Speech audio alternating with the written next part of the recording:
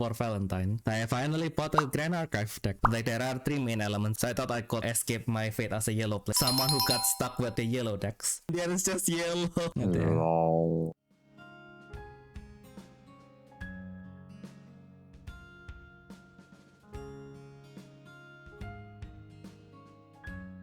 Hello everyone and welcome back to the Refresh Step, where you recover yourself for the main step. I'm your host for today, tomorrow, and the foreseeable future, Theodore Lu. And I'm with the Autos Battler in the UK and admin of the Battle Spirits English Wiki, Ayumu Seiki. Hello. Yay! So yeah, Ayumu. So finally, like last week, we haven't even passed like the Chinese New Year. Like we are recording basically a few hours prior to Chinese New Year, in our respective time zones. Yeah, but technically, it's Chinese New Year already. So. True. Because it's Chinese New Year. It's already the next day in China. Fuck. Yes, it's already the New Year in Asia, but yes. Yep. Yeah. Yay! Happy New Year. Happy New Year. Number 2. Now give me money. Yeah. No, I haven't married yet. I don't know like if it's just because like the group of Chinese that is like within my circle, or is it exclusive to like the Indonesian Chinese? But like for us, it's kind of like you have to get married, or else it will actually bring you bad luck to give the money to other people. Oh, I never heard of bringing back luck, but I know that only married people give some money. Yeah. Yeah. Think so. That's probably why I don't have any progress with my romantic life, because I have given some to my nephew, like just as a gesture, so that because like you don't have that much relative in Germany, right? I see. Yeah, so like give it to him just as a good gesture. Also like the hongbao that I got from my relatives, they are usually like really pretty. So they have been stacking up in my room, and I was like, I don't want to throw this away. That will be very sad. So I just pass it to my nephew and let him handle the moral dilemma now. Yeah. Well, I mean, you can always pass it to your sister, and like she can use it to wrap up her own money. I mean, that's what my mom does. She takes all my wrap packets and then she reuses them, so she never has to buy new ones. Oh. Yeah, I think the only bad part is some of them they were given to me from my sister who are abroad, and then they basically transferred the money to my sister, and then like they asked my sister to give it to me on their behalf, so it has their name written on the envelope. So yeah, I mean like you can use it for personal things, but like it will be awkward if she then give it to her son, and then it has to Theodore from your sister A and B. Yeah, probably just going to be a little bit awkward. Oh my god! And talking about wrap packets, have you seen the clip from Doki Bird? Oh, which one? Like the cheat code of getting money. Oh, how? So basically during Chinese New Year, you have to make sure you're the firstborn of the family. If you're not, then make sure all your older siblings are married, and you're not yourself. And then you have to stay around at your grandpa's place of your father's side. Okay. Stay around and then stick around as many relatives as you can, and then even better if you have a big family, because you're gonna be in a lot of meetings, you're gonna be in a lot of dinners, and then like people are gonna give out wrap pockets, and then like you can always get some because you're single, and you're younger than them, and like and then just go around a few more dinners and meetings. They're not gonna remember they gave money to you, so they're gonna give you more money.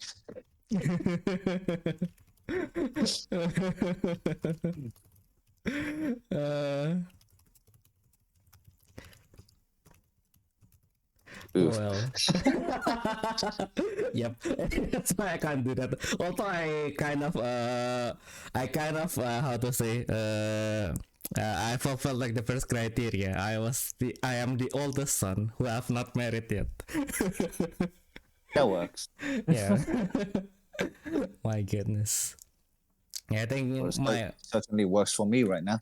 yeah, my only solace is that I have a like a cousin. We are like the same age. He was a few months younger, but whenever we met, like I don't know what is that put inside his head, but like basically he always put himself like as my little brother, and he was like, yeah, always like, yeah, wherever you want to go, I will drive, don't worry. Oh my goodness. When I go back again, I'll probably have to buy him lots of stuff. Yeah, when like he decided to go home instead of continuing his career in Germany, so yeah, respect to that as well. But, yeah. Good uncle. Oh, no, it's my cousin. It's my little brother. Yeah. Well, good Yeah. brother then. Yep. Okay, cousin. Yes. How to say? And then like speaking of romantic life, yeah, like this is funny, right? So we are celebrating the Chinese New Year at February 10th, and then right after that there is like a celebration that is like pretty much fixed every year, which is the Saint Valentine's Day. Are we really the right people to be talking about this, since we are both single adults? Yes, I do, because like Saint Valentine's Day, like last week I thought he was not venerated. Turns out he was like an actual official saint of the Catholic Church. My goodness. Yeah, you can see how much lacking I am in my education, like in the religious side of things. But That's then why again, I'm not religious. yeah, but then again, there are way too much.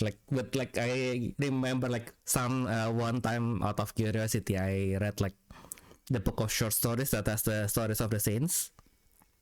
Okay. And then like there is one saint that is like saintess that is like her story is like really short. Because like basically she was the servant of another saint, and then she started as a non-believer. And then basically at the end of the story of her master, her master's life has moved her so much that she became a believer, but like she was living in an environment that is like full of non-believers, or basically like believers of other beliefs. And you know, it's the early century Europe. So you know what happens afterwards. She got stoned, of course. And then so Saint Valentine, the like some of the interesting part is actually like his main story is quite much more boring than because like the anecdote or the story that people like to circulate around is basically that Saint Valentine is famous because like he was living in a city where like marriage is banned, because like the ruler of that city state basically thought that marriage would make like their soldiers weaker, so he banned marriage. But like so he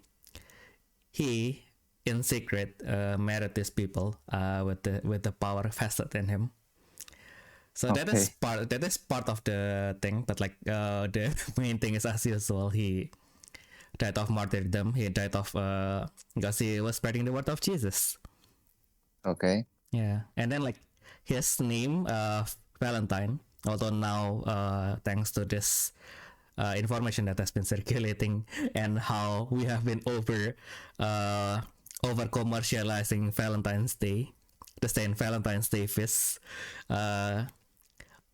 it is usually Valentine, the name Valentine kind of like synonymous with love, right? Yeah, but like Valentine itself is derived from the word valens, which means worthy, strong, and powerful. So actually, it's not a bad idea. Like actually, like one of my friend in university, he has Valentino in his name because he was born on February 14, of course. But yeah, Nice. yeah, that was a nice addition to his name. Yeah, now we know. Yeah, all this time I thought, I think like that's like some of the saints, right? Like they are like what I would refer to as saint of the people, because like turns out the process for the Catholic Church to declare someone as a saint is much more bureaucratic. So like there are some people, some good people who have left an impact in the life of the people that they were named saints.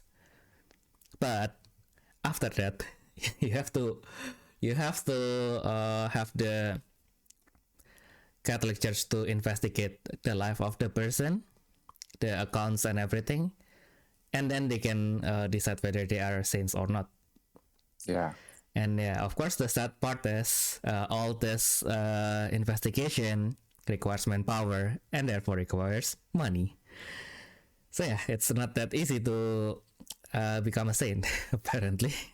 So yeah, that's the adult situation regarding someone being a saint. But yeah, let's dial back to our modern times. Other than the fact that I am part of the church and therefore I can speak about that to some extent. My knowledge is very little. I read off most of what I just tell you guys from Wikipedia right in front of me right now. So I think I have more credibility on speaking on the more on the part where I enjoy more about Valentine's Day, which is the commercialized part, the chocolates. Yeah. Yeah, I'm looking forward. I only like black chocolate. It tastes just like my life. Oh. But yeah, I guess like if you do, yeah, since we both don't like sugar, I think like yeah, dark chocolate will always be better. Although like I don't understand like some of the chocolates, they are labeled dark chocolate, and then you saw on the back of the packaging, it has 15 grams of sugar. Oh my god. Why Yeah. God? Yeah, like for me, I think for me the best ratio is 70% black chocolate. Ooh. But dark chocolate, black chocolate, whatever. And yeah. 80% is still alright, and then the more I can't handle it. Yeah. Yeah, I think like pure dark chocolate, I think I can somewhat eat it, although it probably basic because it basically tastes like coffee.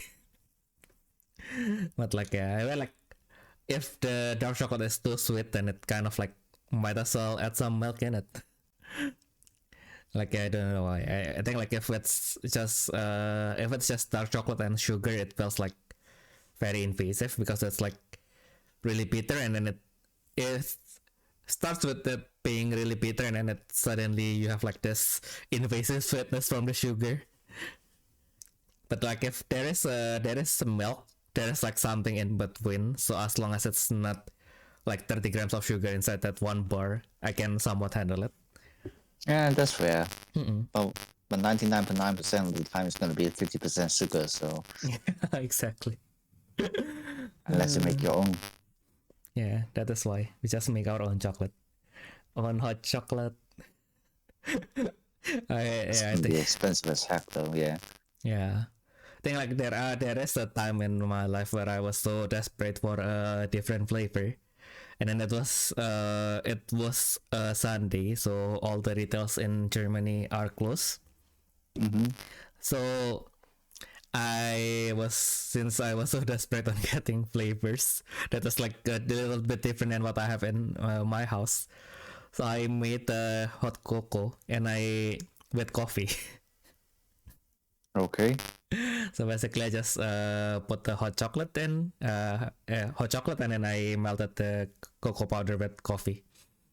Congratulations, you just make mocha. Yeah, more coffee. And then I think like in Asia, I think we how to say, like in East Asia especially, I think we kind of like understood mochas of chocolate, but with with coffee, right? So whether there's a milk or not, but like the point is chocolate and coffee is like the main part. But it turns out like in Turkey, like mocha is just coffee. So, like if you order a Turkish mocha, then it's just the coffee. Interesting. So, yeah. Now you know. Because I almost ordered that. Like because like in Germany there's lots of proper Turkish restaurant, and then of course like of the warm drinks, like the main choice then would be either Turkish coffee or Turkish tea. Both are really strong because like they made it like on a small amount and really like it's basically just a concentrate of whatever you are trying to drink. And then the coffee, so they only have like Turkish tea and then Turkish mocha. So because I came with the knowledge of my Indonesian knowledge that mocha means coffee and chocolate, so of course I was intrigued and I wanted to try that out. And then when I asked my in-law, so like because like the waitress is quite busy, so I was like, yeah, I kind of wanted to try this because it's like it has chocolate in it, right? And then my in-law was like, what chocolate? What chocolate are you talking about? There was no ever chocolate in the first place. It was just the media telling you that there is chocolate inside. Wake up, Theodore, wake up. So originally it's supposed to just mean coffee. Mm-mm. Probably in some Arabic languages. That's why Turkey just call it mocha. Mm-mm. But like probably in the Western world, there's some confusion because sometimes you would taste chocolate in Yemeni coffee. So that's why in the Western world, mocha refers to coffee with chocolate taste. But like in Middle East, mocha literally means coffee. I see. Yeah. And of course, the Western world brought it to us. Yeah. They came for a holiday for 350 years and they brought a lot of things. They brought a lot of changes, mainly the railroads. Yeah. But yeah, I see that. The more you know. The more you know. It is a gift of the West, as usual. My God, why do I suddenly blank? But yeah, at least I think the other thing that I got myself for Valentine, I finally bought a Grand Archive deck. Yay! Yay! Yay! And she is precious, just as I thought she would be. But yeah, I felt kind of the only part where I felt kind of cheated is because like I bought this deck, the Arisana starter deck, mostly because her team was an alchemist, and I really like the Atelier series, right? Like I think I've been bothering you these days with how I've been starting Atelier Resreliana as well. Starting what? Atelier Resreliana. All right, yeah. It is a little bit of a handful, isn't it? Because it was I just try so basically was merging the main character's name, which is Resna and Valeria. So that's why it's Resleriana. Yeah. My goodness, that was a mouthful. Yeah, it's literally just because of your accent. Probably, yeah.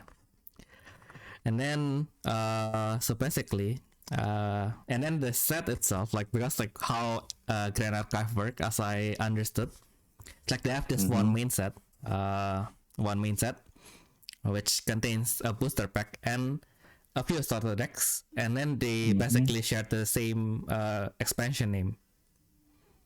And then So basically, like imagine if for BSS, if so basically there's a Dawn of History for the main booster set, and then they have like four starter decks, which is also like branded as Dawn of History, but like red, like they just give you like an indication that this is like the red deck, the white deck, a yellow deck, a white deck, but all the expansion name is like Dawn of History. Then, okay, I see. And then the name for the set in which she appears is called Alchemical Revolution. So all things leads to alchemy. And then I just, because it was so far away, I just asked the staff, I want that one. I gave him the money, and then I put it in my hand. Because this is a waifu purchase, so I don't particularly care about like what is the details of the product, right?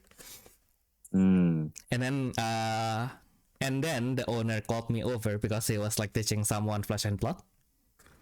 So he wants me to, so might as well, if you have a few minutes to spare, you might as well stay, and then I can show you how the game works to you as well. Very well, I will say a few minutes. I have a few minutes to kill. That ended up being 1 hour, but still. Then so I have time now, and then I took a moment to kind of admire the purchase that I just made. And then I saw the word on the bottom. It says water/cleric. So what?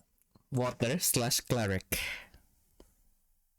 Okay. So that means her job is someone who heals.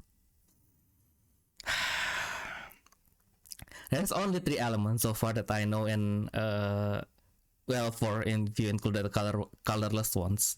But like there are 3 main elements in Grand Archive, which is fire, water, and wind. So I thought I can finally escape light, which is the element of the yellow color in Battle Spirits. Which I thought I could escape in PSS because my favorite card in the Dawn of History is actually Fanatic Elf. So I thought I could escape my fate as a yellow player, as someone who got stuck with the yellow decks. And then I unpack everything, I sleeve everything, and then I goldfish myself to kind of refresh myself with the rules. Also shout out to Andre, our friend, our PSS friend, who happens to be one of the 10 only Grand Archive fans among us. But anyway, I tried to shuffle the deck, and then I realized that while the demo deck introduces you to Lorraine, who is the knight, so she uses weapons. And then basically her win condition is to attack your opponent. And then I just realized that out of the weapons that is available in Arisana's deck, none of them are actually weapons. So, and then so you don't win by attack. And then I read the cards. It's basically so if you play this card, you deal 4 damage. And then you deal another 2 for each copy of this card that you have played before, basically. Okay. So basically, and then how the deck works is basically the low end, you gather stuff, and then the top end you just bunga. So you have a low end and top end that doesn't really work with each other. Not really work with each other, but it's basically like they are not related to each other, but they work because like the low end draws for you, and then the top end win the game for you. Which Phil, and then also since she is a cleric, you have lots of options to heal yourself. So that kind of reminds me the gameplay of none other than the modern Fabled Beast in PSS. So you heal yourself, you hold your opponent, you run them dry, and then you basically have a low end that gives you draw, and then you have a top end that finish the game for you. Yay. And then and then even the top end it's like 15 different cards to finish the game. Yay, and then it's just yellow. I can't escape this. God damn it. Yeah. And then, Lol. how do I escape this, Ayu? How can I escape this puzzle decks that requires 25 cards to win? Give it to me. Huh? Just No. give it to me. No. No. Or if you open one and then you found the CSR, and I am willing to give you my copy, and then I will pay you to give me your copy of the starter deck. My goodness. The underground dealings of trading card game, pressuring newbies to sell their cards for cheaper. You know what, Ayumu? The signature looks nice, but you can do something more if you have like just a starter deck without the signed signature card and 15 pounds. Don't you think so? Hehe. Actually, doesn't sound too bad. Yeah. Yeah. Because like I was looking on how much the signature costs, right? Because like there's not really a secondary market in Europe yet. So of course there's only one place where I can kind of know, kind of get an idea on how the price works. None other than the website that have carried us in BSS for so long. TCG Player, and you see this thing that was a thing of nightmare indeed. So I think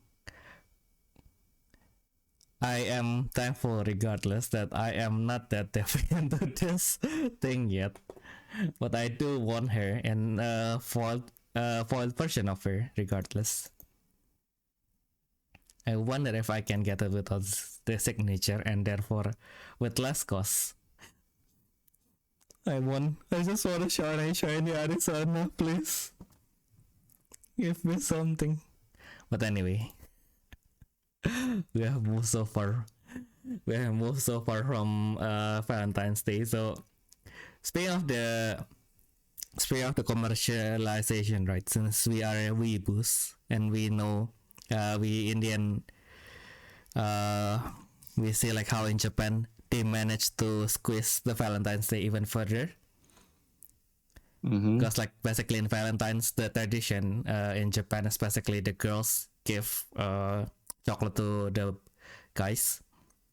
And not only the guys they like, because there's three levels of chocolate, which is the honmei choco, which is the one that you give to someone you're actually romantically interested in. You have the tomo choco, which is which you give to your friends. So it should still be special, but not as special as your honmei choco. And then you have the kiri choco, which is just the shit chocolate in it. It's just you bought like a big pack of marshmallow and then you drown them in chocolate. That's probably the farthest effort that you can give for it. So it's basically just to give someone that you know. So it's an acquaintance level. So yeah. So it's like Red Pockets. Yeah. Kind of, yes. I mean, yes. That's more like if you go to the office, you don't really like your colleagues, but you still have to give them Kiri Choco at least. So it's a commercialization that they try to push, isn't it? And then if you receive something on Valentine's Day, as the guy, you have to give back to your friends during the White Day. So it's a different kind of chocolate. So you can't really just save the chocolate that you got on Valentine's and give them back. Because it's not white. Oh my god, that sounds so wrong. But yeah. I think like there are some other cultures. I'm not sure if this is like actually in Japan or it's in Korea, because I am aware that there is this thing called like the black so like, oh yeah, I think it's in South Korea, so it's the Black Day, so the opposite of White Day, which is basically like if you don't give anything on White Day, which means you don't receive anything on Valentine's Day. On Black Day, you eat something black, like I think the most famous one is basically jjajangmyeon, which is one of the jjajangmyeon. It's one of the Korean street food, which is just noodle with the black bean sauce. And then I mean like so it does look really dark, so I can understand the association. So basically to celebrate the day that you don't get anything on Valentine's Day, and thus did not have to give anything during White Day, you eat this noodle during the Black Day. Isn't it great? But I guess if you live as a student in South Korea, you will probably been eating jjajangmyeon every day anyway. I had this like just broke. Yeah. I kind of don't like the instant version, like, because we used to have the instant version in the office, like just lying around. And then I tried it once, and then I didn't like it, and then my boss was like, "Yeah, if you really wanted to, you can really make it like Indomie, which Indomie is basically just after you boil the noodle, you just throw away the water, and then you mix the seasoning, and then we Gucci. But jjajangmyeon, you basically you throw away the water and only a little bit left, and then you put in the sauce, and then you stir fry it. Then it will be edible." But yeah, that sounds so weird. Yeah, that took so much effort, isn't it? I don't know. It just sounds weird to me. I can't really imagine how it would look like. Yeah, I mean like the instant version is just like the stir fried noodle, isn't it? Like the dry noodle kind of thing. Yeah. I mean, it doesn't look that different. It's just a little bit darker. It's just like if you use the dark soy sauce, then it will probably look the same. I see. Yeah, I think like also like in Indonesia, I don't know why, but I like just like the like stuff like fried rice. It's kind of a regional thing, right? Like each region or each city might have like their own variation on it.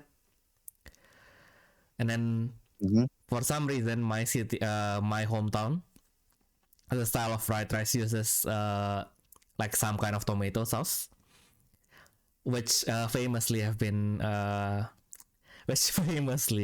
did not use tomato, but they use rotten mango, which is also, and then they color it red, basically. So so they use that, so the fried rice looks really red. But for some reason, only the fried noodle is pretty much consistent across the country.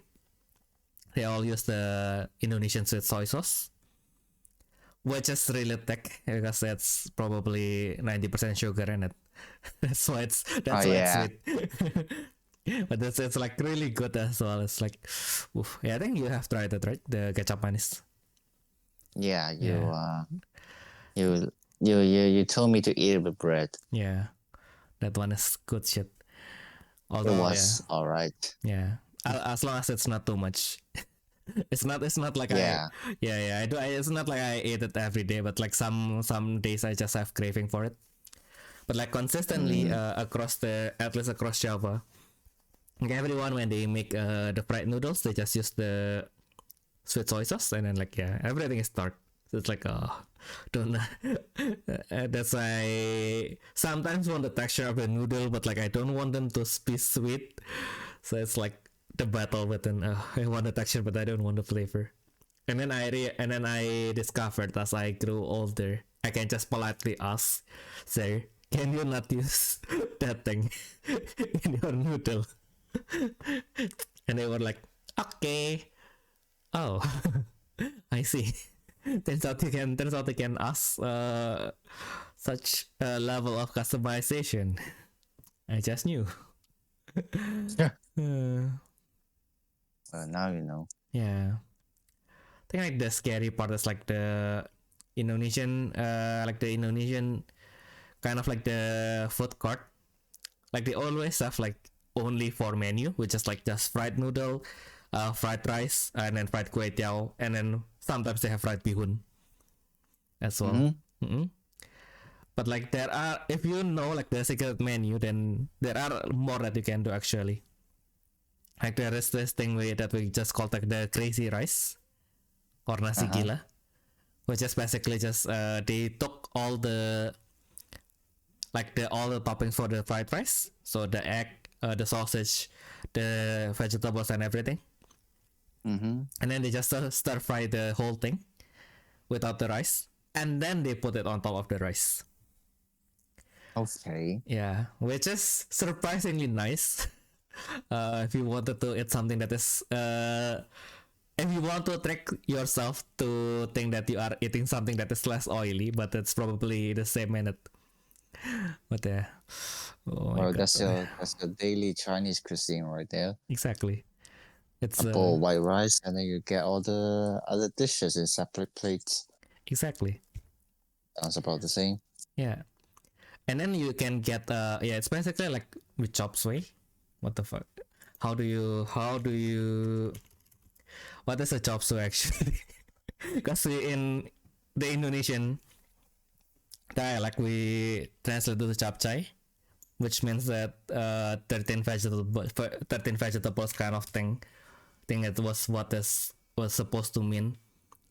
But basically like just all the scrap vegetables, and then they just stir fry it, and then they make it gooey with the potato starch slurry. But it's like the people who made it good, it's like, oh my god, it's the most tasty looking good that I've ever seen in my life.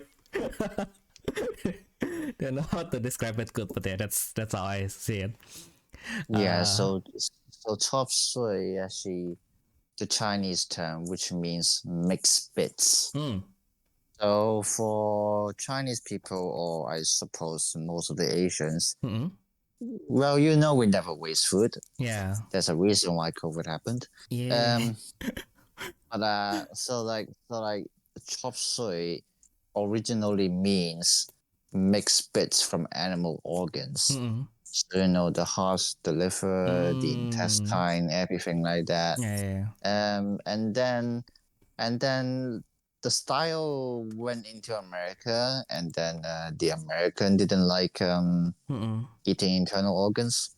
So chop suey just became a mix of normal meat and vegetables. It's actually more of, so like specifically the term chop suey is what we call an American Chinese cuisine. So it's not a Chinese thing. I see. Yeah. It's like the same thing as California roll. It's sushi, but it's not Japanese. Yeah, I think like in Southeast Asia, then it basically grew in the terms of more into like, okay, so we don't even have like the how to say, like the meat scraps. So what do we have left? Vegetables. Yes. Okay, let's add 13 vegetables. Guess that's probably why. I think like even most like the fancier ones, they will put chicken.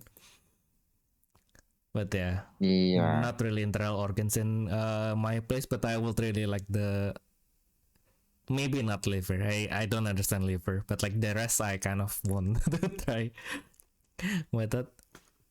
Yeah, I'm not very into organ either. Like the most I eat is what is it called? Beef. Well, beef tummy basically. Oh yeah, beef tripes.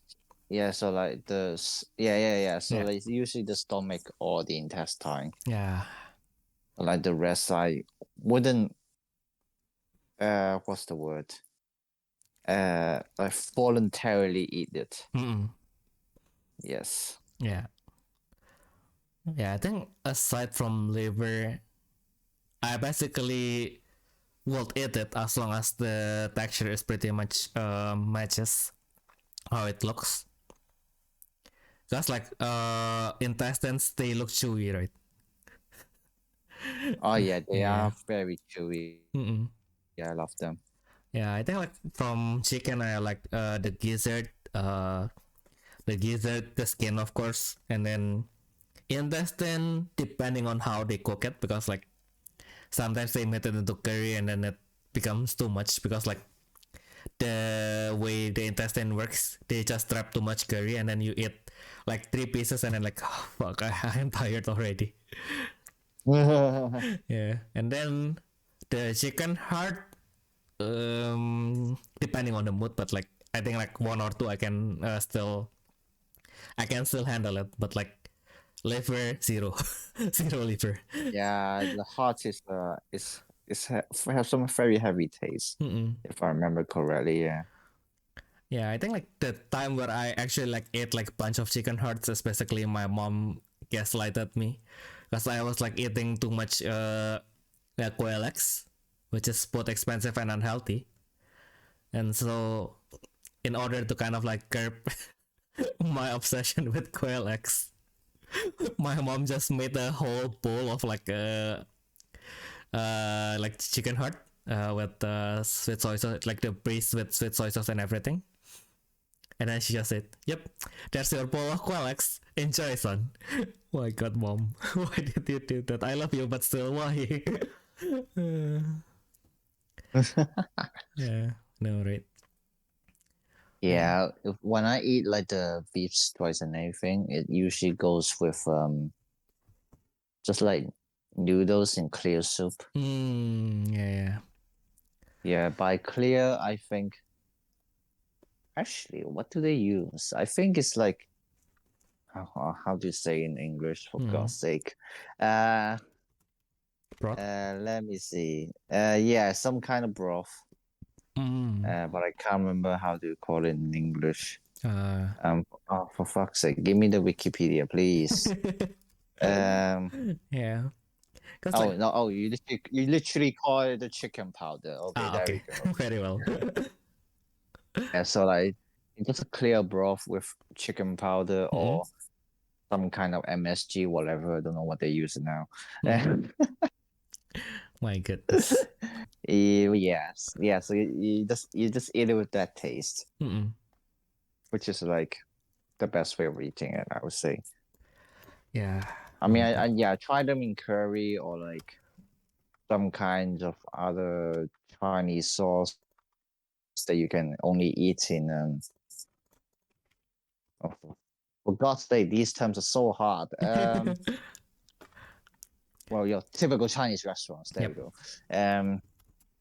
Yeah, which I don't really like them. Yeah. Just like the ones that you're sending right now. Yeah, The ones that I sent are something all like similar to the that. ones I had in Indonesia. Well, I mean, yeah, Yeah. something similar to that. Yep. Yeah, to that effect. Yeah, I think like the herbs are going to be Yeah. different, but I think like Oh yeah, for sure. But like, it's okay. Yeah, what I mean is that I don't like to eat them in dry sauce. I see. I like them in my noodles with Nice. soup. There we Nice. go. Yeah, I think like the one that I'm most familiar with is the one that, so out of the 3 photos that I sent you, the first one is soto babat. Soto is Mm-hmm. just our word for soup, but usually it has like Mm-hmm. lots of herbs inside. Mm-hmm. And I usually like they use some kind of broth, so either beef or chicken.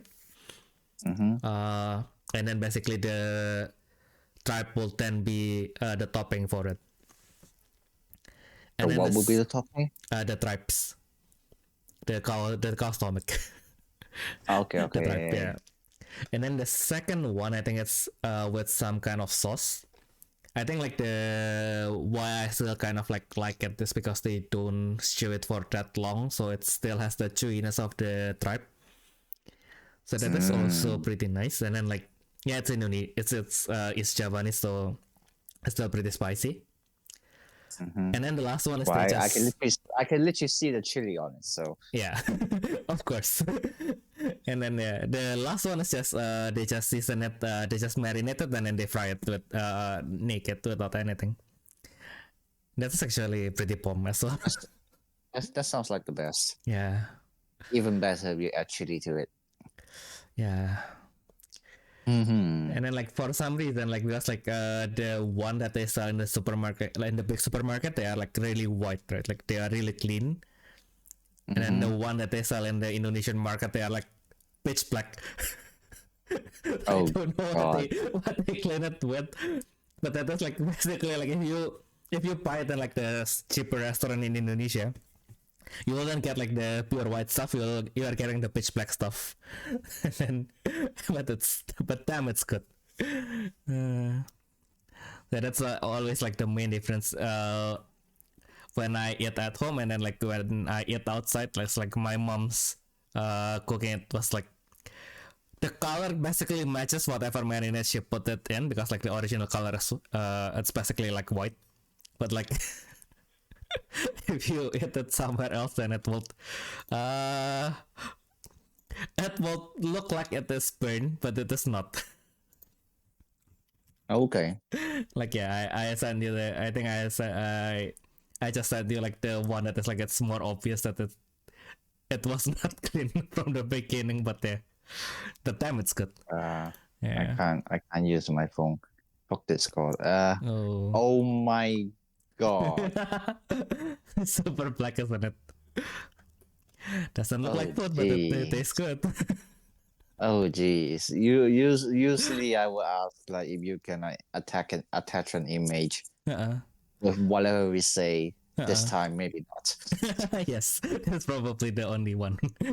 The only one where it is justifiable to show it on camera. My goodness. Yeah, maybe one day we'll think of something simpler, even for those who watch on YouTube. Maybe I could have just shared part of my screen that I shared to Ayumu, and then you can basically see what we are talking about. But for now, since I am lazy like that, you just have to imagine like cow trap, so the cow stomach lining. If you are not familiar with eating organs, trust me, it's good. It's probably the entrance. It's probably your entry point if you wanted to start eating organs. If you clean it properly, then it doesn't really taste like, it doesn't have like a particular aftertaste or anything. And so the taste is super non-invasive, and then the texture is, it has this kind of satisfying chew to it. And Yeah. and For a then lot of them, yeah. yeah, for a lot of them, you usually eat for the texture Mm-mm. more than like the actual taste. Exactly. And then with the pork intestine, I don't really partake too much because again in Indonesia we don't have that much pork to begin with. So the only one that I am actually quite familiar with is actually like the intestine, because we have this famous meatball soup place in my hometown, which is now crazy expensive. Like Oof. because like I think I told you like that one meal in Indonesia it basically costs like €1, right? And then Yeah. this bowl that I just shown you 4 years ago before I left for Germany, it was at least €5. Wow. So it is 5 times of what you pay for a normal meal in Indonesia. So yeah, you can imagine. It is crazy good, but it's also crazy expensive. So yeah, for the one on the, so basically they give you like 7 meatball in the soup, and then they give you like one fried shumai, and then one one meatball that is basically they stuff it inside the intestine of the pork and then they put it like around it, so it's like a hot dog. A hot dog made with a hot dog, and then they fry it. Yep, interesting. That's how it worked. I think like they do have this style of the meatball soup. I think they do have like the soup version of the intestine as well. Didn't particularly enjoy it, but the fried one, super nice. I think also there are also something at play because like it has pork. In Indonesia it's really rare, so like the Chinese Indonesian kind of like worship pork as the better, the superior meat, in which after 4 years in Germany I feel like that's kind of bollocks, isn't it? It's, I mean, like, it's in the end it's not that it is not that the pork itself is superior, but because they are mostly Chinese, and then like Chinese food are really close with pork. It uses lots of pork, so of course like pork cuisines are the most developed one, so like maybe then they associate like pork means good food, probably, who knows. But anyway. I don't know. Because like this style of meatball soup is also pretty popular in my father's hometown, which is supposed to be like 2 hours away by car. But like they used to have like this toll road that can get you there for like 2 hours. Okay. And then they flooded the damn thing. They flooded the damn thing with mud. So there was a time in my time living in the Eastern Java that we thought that the whole island will sink. Because this one, I forgot what they do. So basically, this one corporation that drill things. They drilled something. They drilled a piece of land in this city between my hometown of Surabaya and my father's hometown of Malang. Okay. Oh, it's an oil or gas exploration company, so they were probably drilling for either oil or gas. I think it's gas. And then instead of getting gas, they unearthed a very, very, very violent flow of mud. Just mud. So it's like, and then like it didn't stop, and then it flooded the whole area. And then at some point it even becomes kind of a tourist attraction, which is quite sad because like people's home actually got crushed by the mud. It's like basically tsunami, but from it's like an inland tsunami basically that is like really slow but nevertheless still really destructive. So if basically from that day, if you wanted to go to Malang, you kind of have to go through like the smaller cities, through the smaller roads, and then like it takes way longer. And then and I don't remember how much you would need to pay because like then again you still have to look for the places that actually has them, because again pork is not really a popular meat to be had in Indonesia, so you kind of have to go to the specialty place, right? So and then I think now we built a new toll road to go to Malang, and then now my friend said that now if you want to go, we can just go for a day trip. It's going to take 2 hours. So all ends well. But we still need a car, so I can't bring you there. Or me, or can I? I think like if I ever bring you to Indonesia, I'll probably bring you to Jakarta because it's much easier to move around. Like in my hometown is basically the US all over again. You don't have a car, it's kind of harsh to go everywhere. I see. Yeah, because like the places of interest are usually far from each other. Or and then like when you say to someone that you will be there in 1 hour in Jakarta, it's usually because of the traffic jam. So like the distance itself is not that far, but because of the traffic, you have to account for the traffic jam. And if you order an Uber, then you have to account for the traffic jam for the Uber to come to you and then deliver you to the destination. In my place, yes, there is jam. It's not as bad as Jakarta, but there is some jam. And then everywhere is far away from each other. So yeah, that was fun. Yeah, I think like I remember like because like the closest mall from my dorm to in Jakarta, it cost me like 8,000 rupiah, and the meter starts at 6,500. Oh wow! Yeah, so it started at 6,500 and then it ends at around 8,000. So it's really close, right? And then I go back to Surabaya. The meter starts at 3,500. I reach the mall. It charges me like 20,000. Oh god! It's the closest mall. It takes less time. Like at least I perceive it as taking less time, but then it didn't. It was just farther, but like there's no jam, so there's more movement. Oh god. Yeah, there's just more movement, so there's an illusion that I'm actually moving. My goodness. Oh well. Oh well. So yeah, Ayumu, do you have any story that you particularly want to share about Valentine? Yes, actually, there's one. Go on. It's a funny one, actually. It's a very short one. Hmm. So, I mean, I'm just gonna say it straight. I think anyone listening to this knows my real name anyway.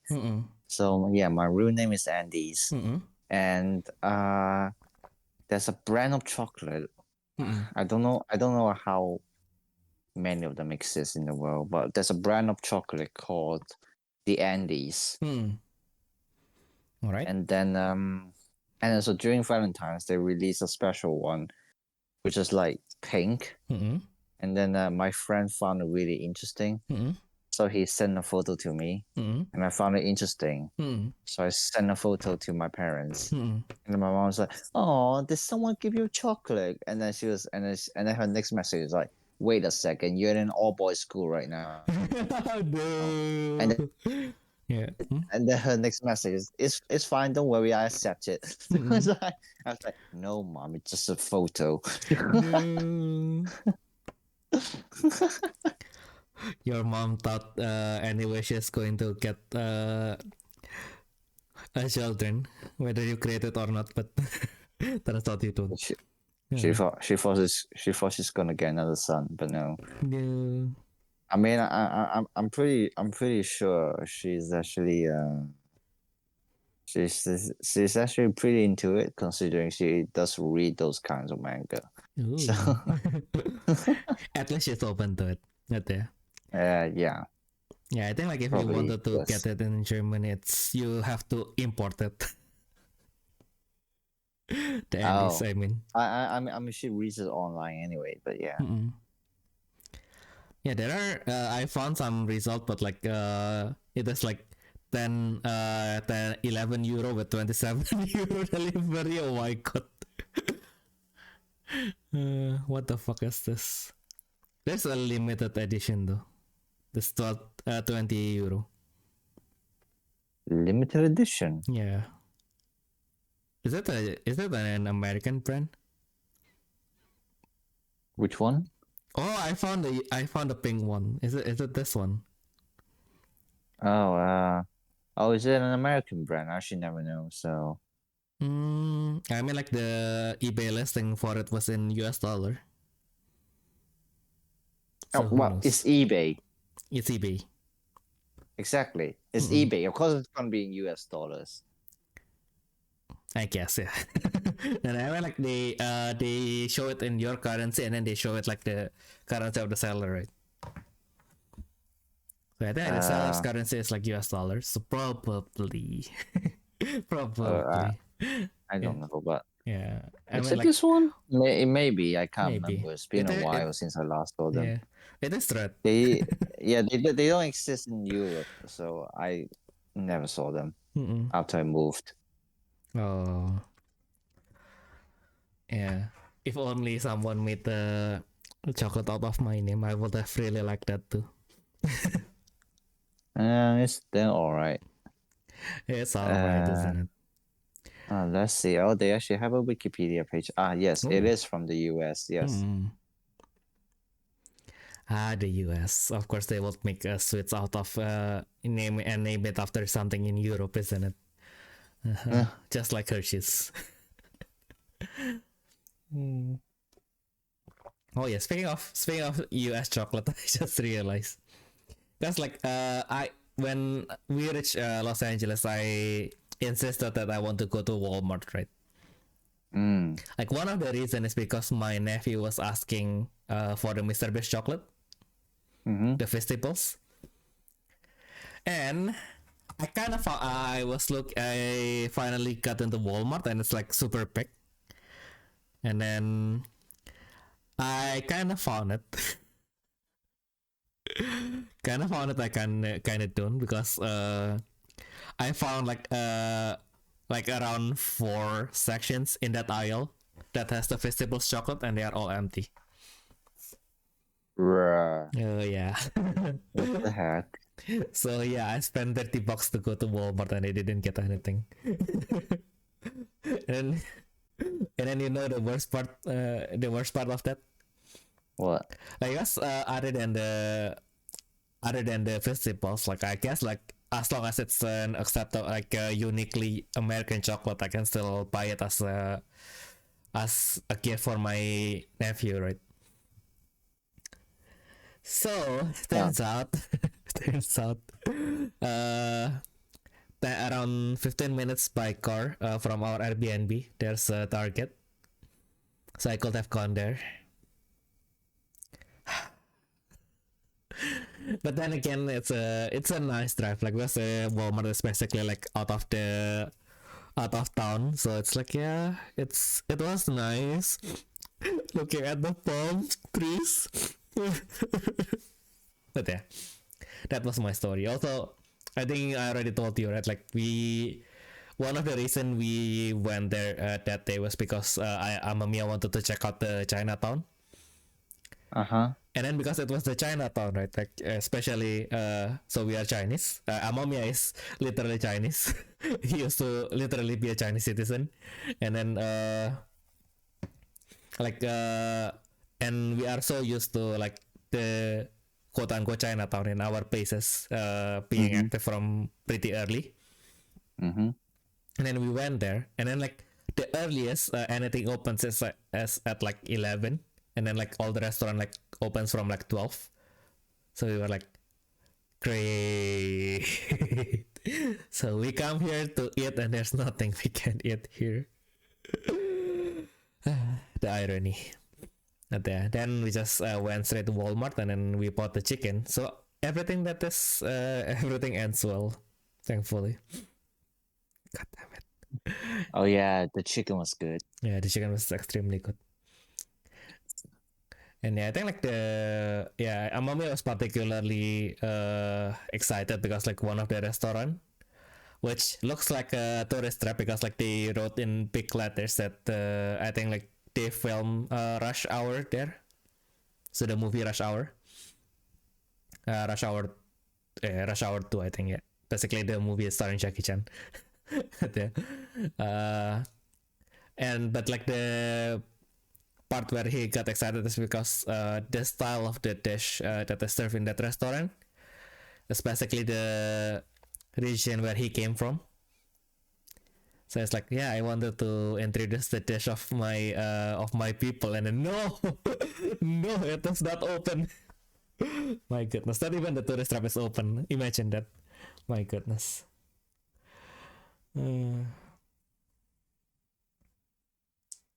Damn. Yeah. Yeah, and you almost went with us. Thank goodness you didn't come. I still feel bad for Enoch though. He was like trying to. I mean, like he was actually only excited to go to Walmart. So he was like the one who is like, why am I? And when we got into Chinatown, he was like, why am I even here? Just to suffer.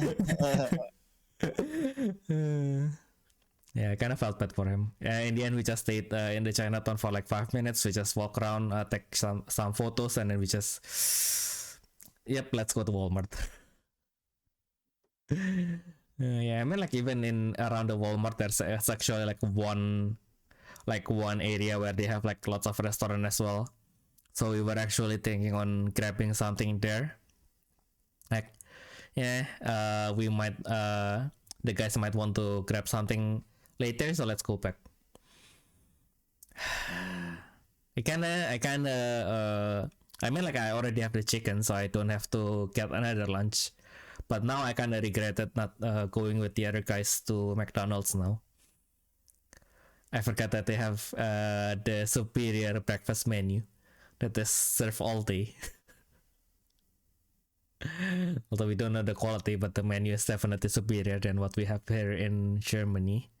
I can kind of feel that. Yeah. Yeah, especially with all the secret menus. Kind of wanted to try the Mac 1035 now, but I just realized you can't try that in Germany because they don't have the sausage McMuffin. Why? Fuck the sausage muffin. Is it that bad? Yeah, it is that bad. I mean, the McDonald's in Hong Kong have way better things. So yeah. Oh, Fuck yeah. McDonald's in the EU. Yeah. Yeah, I mean, like we even have the chicken porridge in Indonesia. The rice is tiny though. Like the funny thing is, I think like I was talking with like because they were there was this one time where they were serving the chicken in the style of nasi uduk, which is basically the flavored rice. Rice basically it was steamed with coconut milk and spices. So it's crazy good. Really bad for you, but crazy good. It is usually a street food, and then like so McDonald's as a campaign they serve their chicken with rice, but they replace the rice with nasi uduk, which is a little bit weak. And then like it was really compact. They probably could have marketed it as a survival food, put it inside the shrink wrap plastic, and then they can make a ton of money selling that to people who want to go camping. So yeah, thankfully, but they decided to sell it to normal people instead with on a premium price. So there is a stall that sells like the normal nasi uduk in front of my office. So I just brought it up when I was buying there with the seller, and she was like, probably they use like the sticky rice, so not rice, but like the sticky rice that it came from another planet. It's way stickier. So it is probably more calorie dense, so that's why they can justify like having less. So maybe it's for storage, I don't know. I guess I think like rice in a rice abundant country is the one thing that you should have weaponized in volumes, and not the place where you cut the cost, right? Yeah. So yeah, it was quite interesting that they chose something that is like make the rice form factor smaller. Because I think like if they actually make it fluffier, then even if they have less rice, you will still feel that you are getting more, kind of, right? Like psychologically. And then you eat it, and then you realize that's just bullshit. But yeah. And yeah, that was the fun times. Yeah, but I'm pretty sure sticky rice is actually more filling than normal rice. Yeah. Yeah, I think like also because it has more sugar, right? Kind of. And then like yeah, with the style of flavored rice, the sugar will get subdued anyway, so I guess that kind of works. Cause yeah, you don't that guess. doesn't taste sweet at all. Probably should have used it to create that Oreo rice too. I tried to make the Oreo rice with the jasmine rice. It didn't taste disgusting, but it also tastes like nothing. It just feels like it feels like a creamy dish that is like tastes like almost nothing, close to nothing. It's like doesn't taste like Oreo and doesn't taste like rice. Bonus point that it doesn't taste like rice, but it doesn't taste like Oreo as advertised, so quite disappointing. And I think I also wasted like one pandan leaf for that because it's for the aroma, right? Like yeah. And speaking of pandan leaves, I just unlock another core memory. Okay. Cause like I just knew that it existed. I know what it does. I know it's a pretty thick leaf. And then I went to the supermarket because I wanted to make some kind of dessert with it. Then I just took like the thickest leaf that I can see in the supermarket, and then like the labeling for vegetables sometimes it was not clear, right? I thought it's probably the correct one, and I didn't even question myself why the leaf of the leaf is like very sharp. I think it almost punctured the. I think it actually punctured the plastic bag that I brought it with.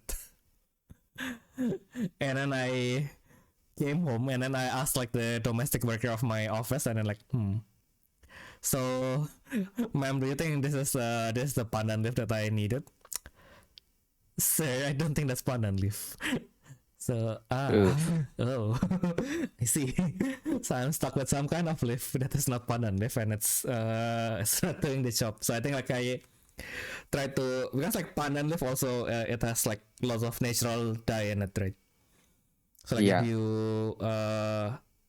if you simmer it basically, then the water will eventually turn green, which in turn then you can use it to kind of color your dessert. So yeah, it didn't happen. It didn't happen as planned because it was not pandan leaf. I already know that, and then I still tried to boil it anyway, and nothing happened. My goodness. And it kind of reminds me again, and even further back, because I was like I really like to like read like the popular science stuff, like the science for beginner kind of thing. And then like one of the topic was to create like a watercolor from a leaf.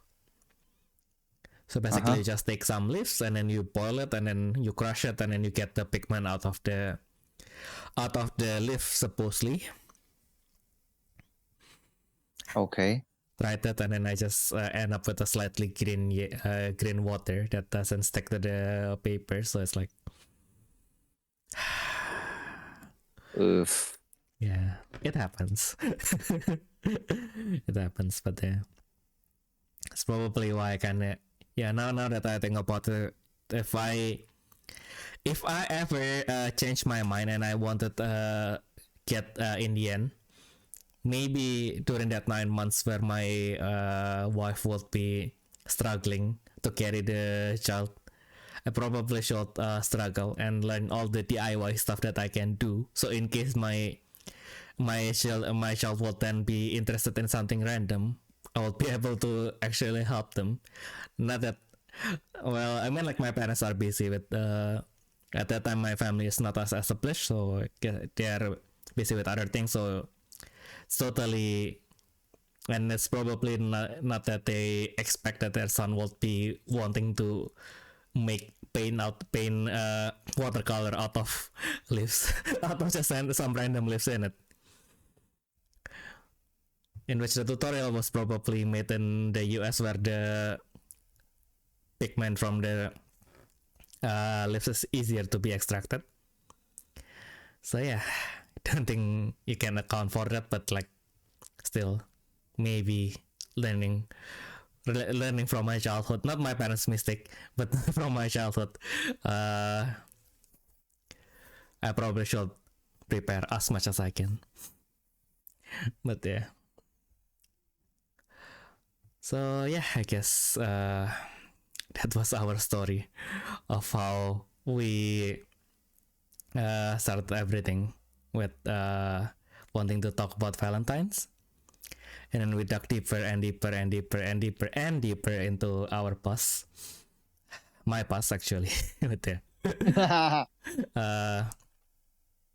But yeah, if you guys want to hear more of this past stories, or you guys want us to focus more into trading card games, or maybe you think that this is a food podcast after all and we should talk more about food, you can always let us know or send us your questions to our email at therefreshsteppodcast@gmail.com. So yeah, I guess that has been everything that we can share for this week. We hope that you guys have a nice week going forward. If you are celebrating Valentine's, we hope that you get lots of chocolate. If you are celebrating Chinese New Year, we hope that you get lots of red pocket money. Anyway, prosperity to you all. So yeah, guess we hope that you guys have a nice week going forward, and we'll see you all in the next thing. Bye bye.